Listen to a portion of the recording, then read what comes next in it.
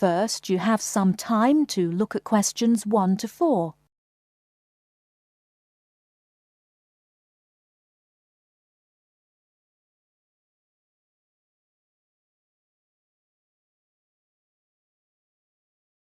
Listen carefully and answer questions 1 to 4. Good afternoon. I have with me in the studio today Dr. Stephen Phillips, author of the new book Silver Lining, which is an investigation into UFOs. Now, Dr. Phillips, can you tell us a little about your book? Yes, certainly. Over the last 12 years, I've become increasingly interested in the subject of UFOs, and this book is a compilation of all the sightings I've heard about, together with evidence.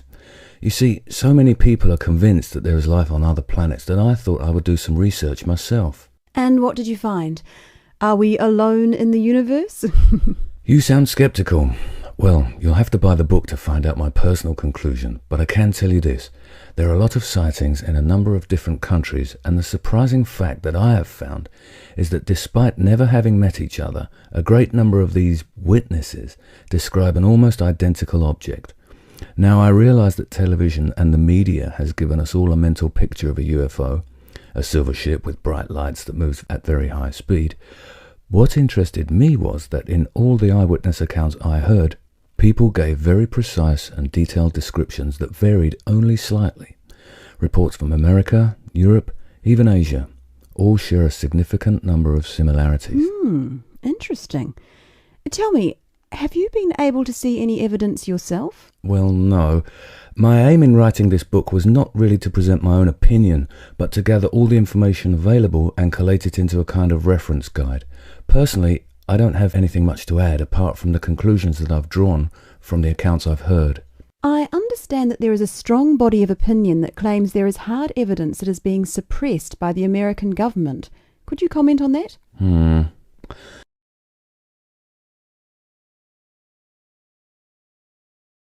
Before you hear the rest of the conversation, you have some time to look at questions 5 to 10.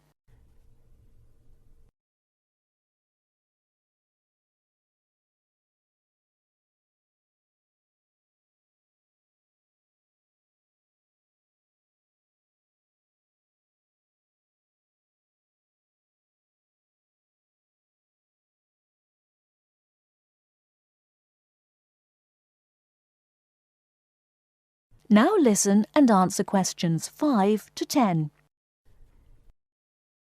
Personally, I don't have anything much to add apart from the conclusions that I've drawn from the accounts I've heard. I understand that there is a strong body of opinion that claims there is hard evidence that is being suppressed by the American government. Could you comment on that? The second chapter of my book actually talks about a place in America that has often been in the media, Area 51. Area 51? Yes, it's a military base in New Mexico. In 1947, a man called McBrazel claimed... Sorry, who? McBrazel. That's M-A-C, capital B-R-A-Z-E-L.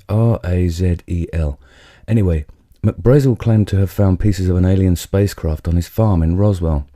Now, many people believe that this was true and that the government of the time took the debris.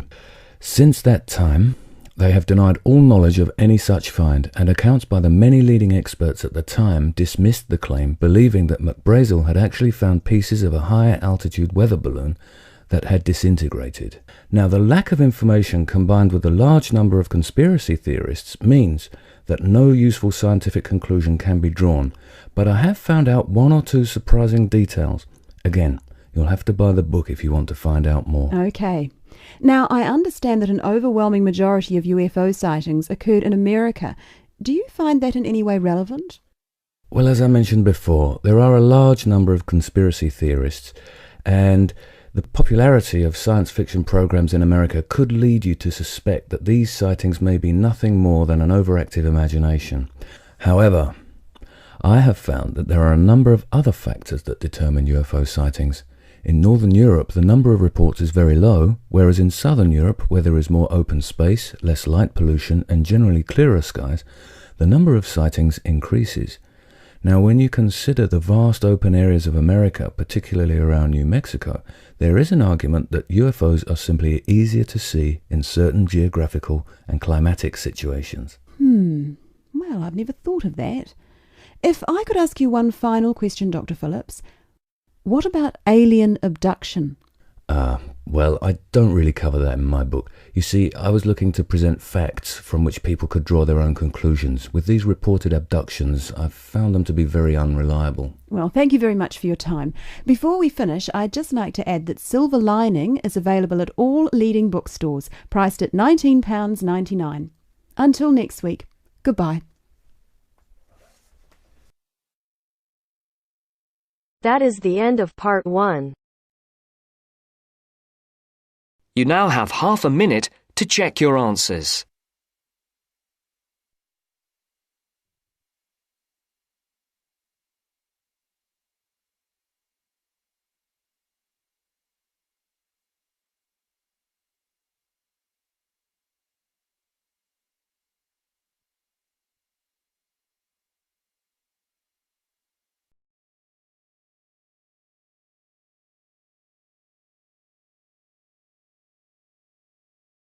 Now turns to part 2.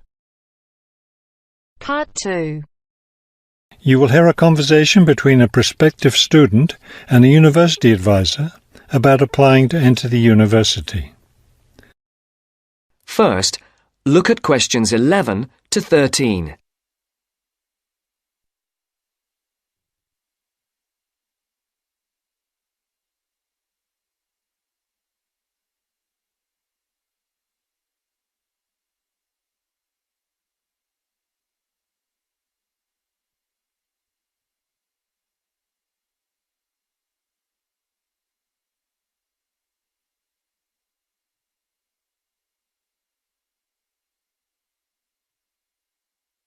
As you listen to the first part of the interview, answer questions 11 to 13.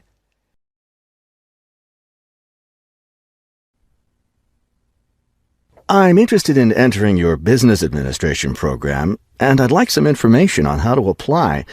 I'm a little concerned because I've been out of school for a number of years. That could actually work to your advantage. It's possible to get academic credit for work experience if that experience is related to courses in our program. I've been working in business for several years. How would I get academic credit for that? First, you'll need to read the university catalogue to see if any of the course descriptions match your specific job experience. For example, if you've worked in accounting, you may be able to get credit for an accounting course. So then what would I do? You would write a summary of your work experience, relating it to specific courses we offer. Submit that to the admissions office with a letter from your work supervisor confirming your experience. Now look at questions 14 to 20.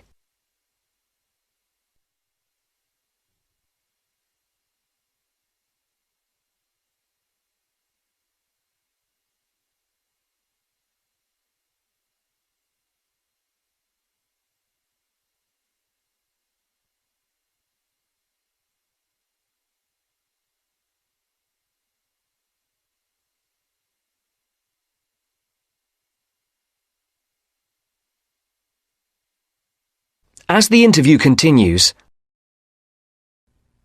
would I submit those things at the same time that I apply for admission? That would be the best idea. Have you seen a copy of our university catalogue? Not the most recent one. I have a copy from last year. You'll need to look at the latest one. Unfortunately, I've run out of copies, but you can get one from the library for now, and I'll send you your own copy as soon as I have more available. Thank you. How does the admissions process work? Well, first you'll need to get an application for admission. Those are available in the admissions office. The application form contains all the instructions you'll need. That sounds simple enough. Of course, you'll need to make sure you meet all the admissions requirements. How can I know what those are? We have copies of the requirements lists for all university programs here in the counselling centre. I'll give you one before you leave today. Will I need to get recommendations from my employer or former teachers? Oh, yes, you will. The recommendation forms are available in the admissions office. Now, I don't know if you'll also be applying for a part-time job through the university work-study program. I'm considering that. How can I find out what kinds of jobs are offered? You can access the job listings from the computers in the library. Are you planning to study full-time or part-time? I want to be a full-time student. Good. Then you'll qualify for the work-study program. Part-time students aren't eligible. As a full-time student, would I be eligible for a free bus pass? No, unfortunately, we don't have those available for any of our students. However, you can apply for financial assistance to help pay for your books or for your tuition. I'd like to look into that. Do I apply for that at the admissions office? No, that's through us. You'll need to make an appointment with a counsellor.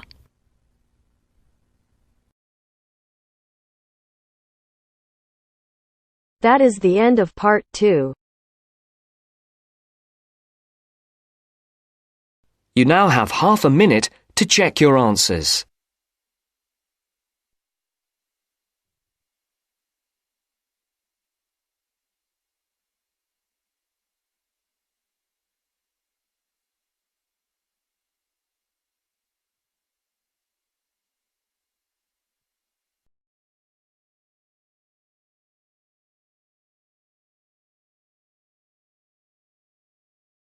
Now turns to part 3.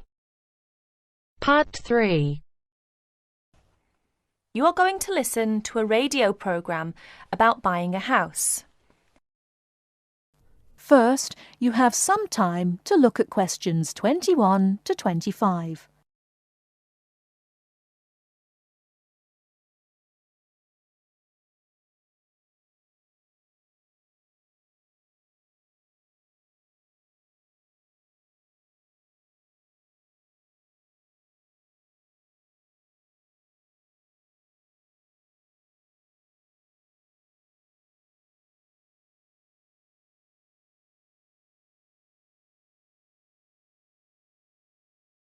Now, listen carefully and answer questions 21 to 25.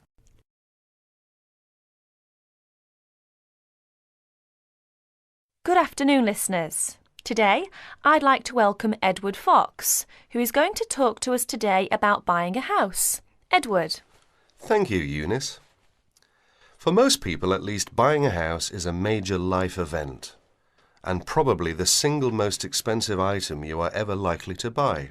It is also a place that you can make your home. Therefore, thinking carefully before you make a purchase is of the utmost importance.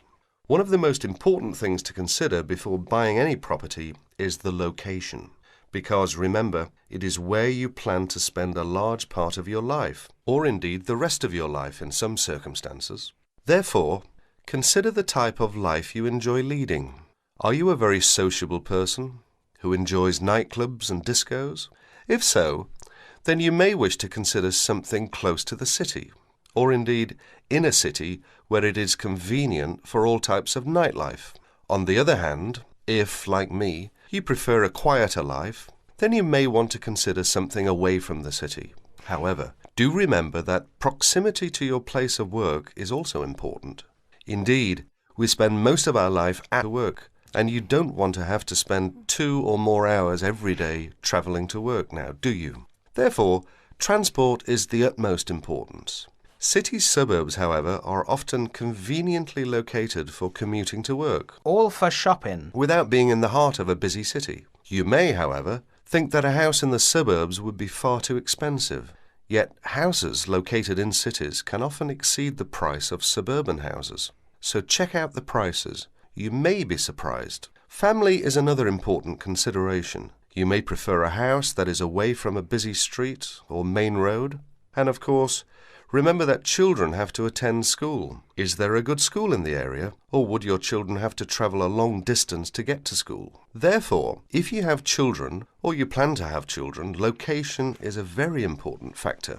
And of course, remember that a family influences the size of the property.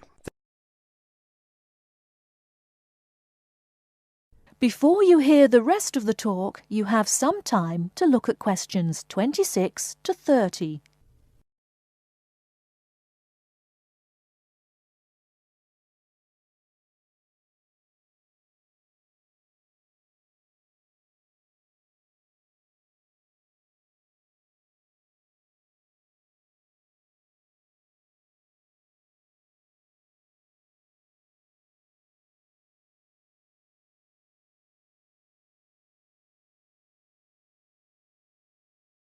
Now listen and answer questions 26 to 30.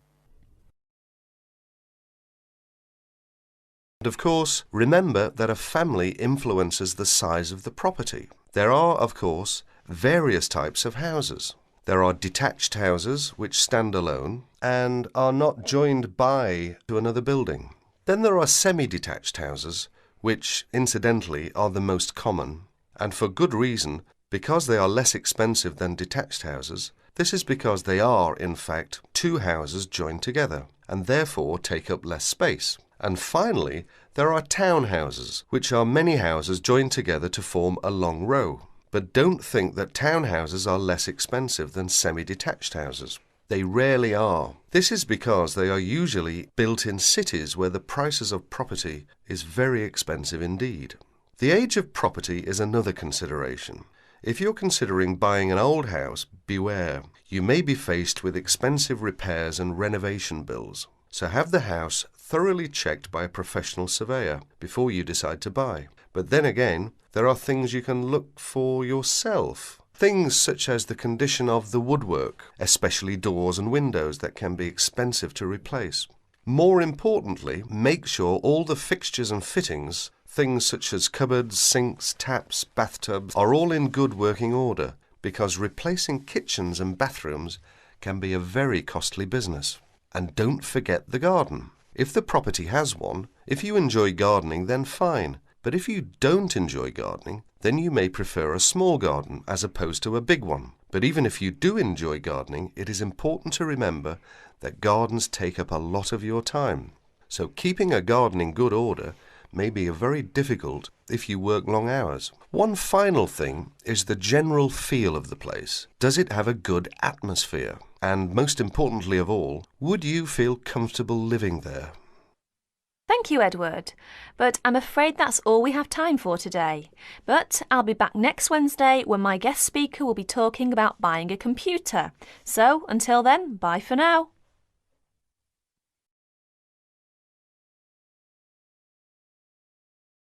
That is the end of part 3.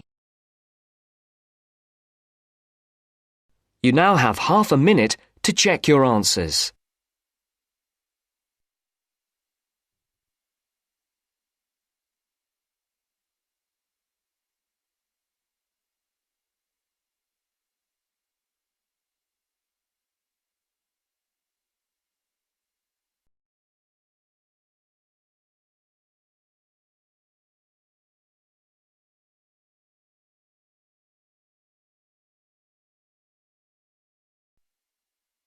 Now turns to part 4. Part 4. You will hear a lecture about geotourism. You have 30 seconds to look at questions 31 to 34.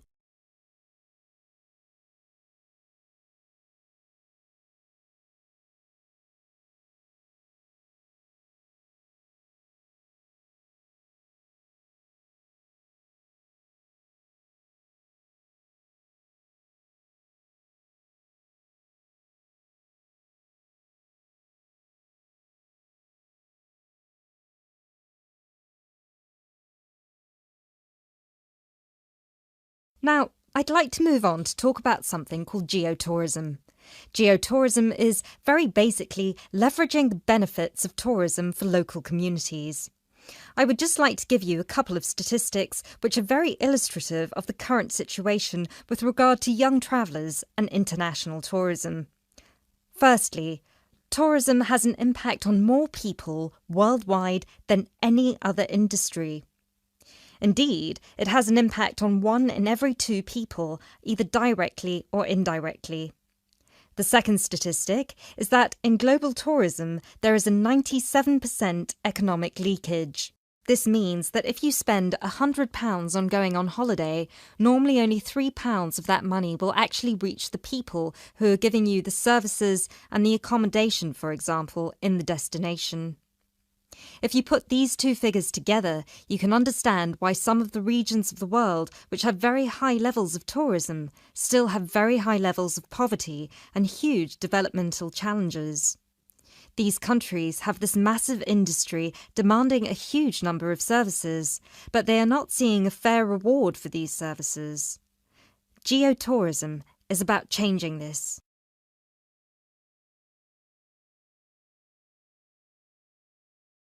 You now have 30 seconds to look at questions 35 to 40.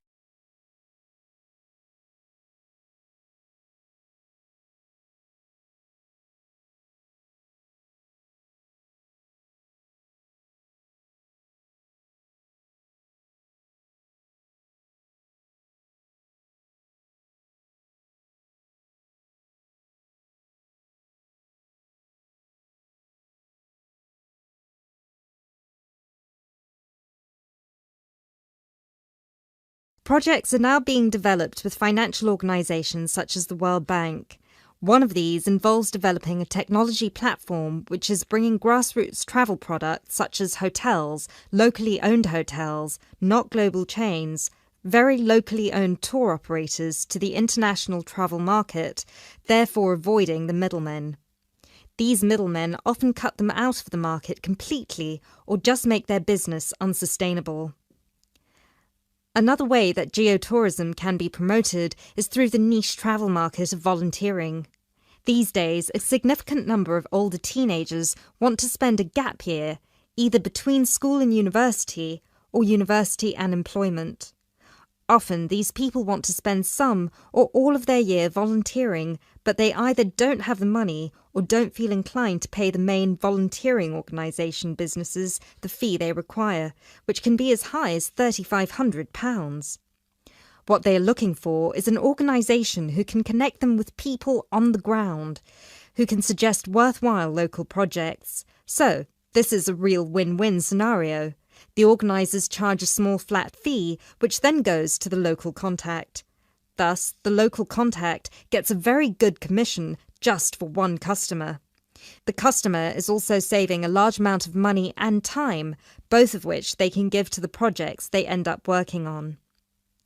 There is still quite a long way to go before poverty in the most popular of tourist areas is eradicated, but a focus on this type of geotourism could provide an answer.